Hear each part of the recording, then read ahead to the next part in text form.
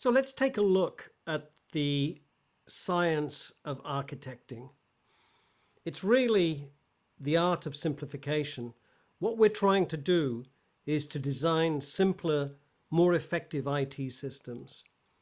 We tried to build these huge monolithic systems and kind of failed.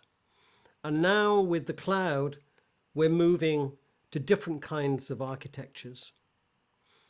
Specifically, we're moving to architectures that are loosely coupled, and we'll see when we talk about serverless that they fit exactly that description. So here's a quote from C.A.R. Hall in his 1980 ACM Turing Award lecture. There are two ways of constructing a software design. One way is to make it so simple that there are obviously no deficiencies, and the other way is to make it so complicated that there are no obvious deficiencies. I think he's saying this with tongue-in-cheek. In some sense, software is about mastering complexity. So we're trying to hide the complexity of the system to give it a structure that we can deal with and that we can manage and we can test. Brian Cunahan said, "Debugging is twice as hard as writing the code in the first place. Therefore, if you write the code as cleverly as possible, you are by definition not smart enough to debug it." So these are some of the pillars of well-architected software. Security needs to be built in up front. It needs to be architected in. Reliability. We need to be able to recover from failures and handle potential faults. We need performance efficiency. We need to also optimize cost. And we need to achieve operational excellence. And we've talked about the new DevOps metrics, and these are deploying multiple times a day. So we need to deploy an MVP, a minimal viable product. Don't put in any feature that's not absolutely necessary.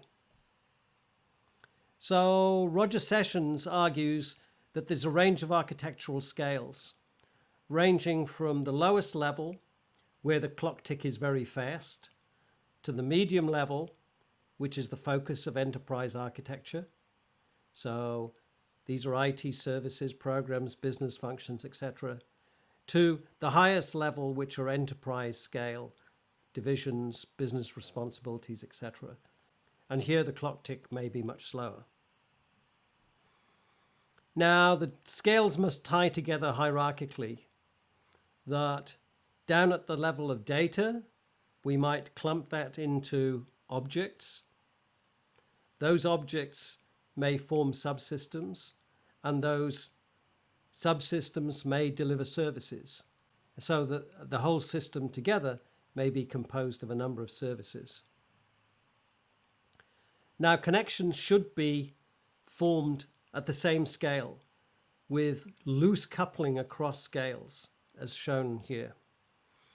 So the loose coupling has been enabled by the speed at which we can now move messages across systems.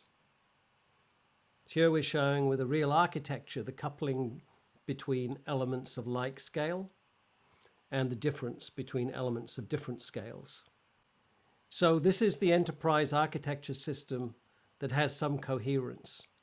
We have the business functions packaged in at the top, the services packaged in fortresses, as he calls them, objects packaged into executables, and data packaged into data partitions.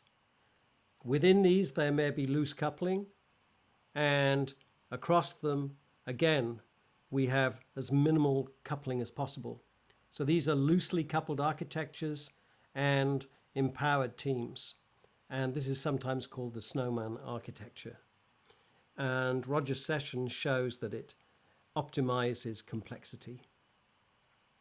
So here we have his traditional IT architecture compared with the SIP IT architecture, the Snowman architecture. The benefits are greater return on investment, lower complexity, better business and IT alignment, more secure, more flexible, easily spinning off business units, more reliable, better for the cloud, easier to audit and comply, have local economy impact, and much more. So as Steve Jobs said on Complexity and in Simplicity, when you start looking at a problem and it seems really simple, you don't really understand the complexity of the problem. Then you get into the problem and you see that it's really complicated and you come up with all those convoluted solutions. That's sort of in the middle, and that's where most people stop.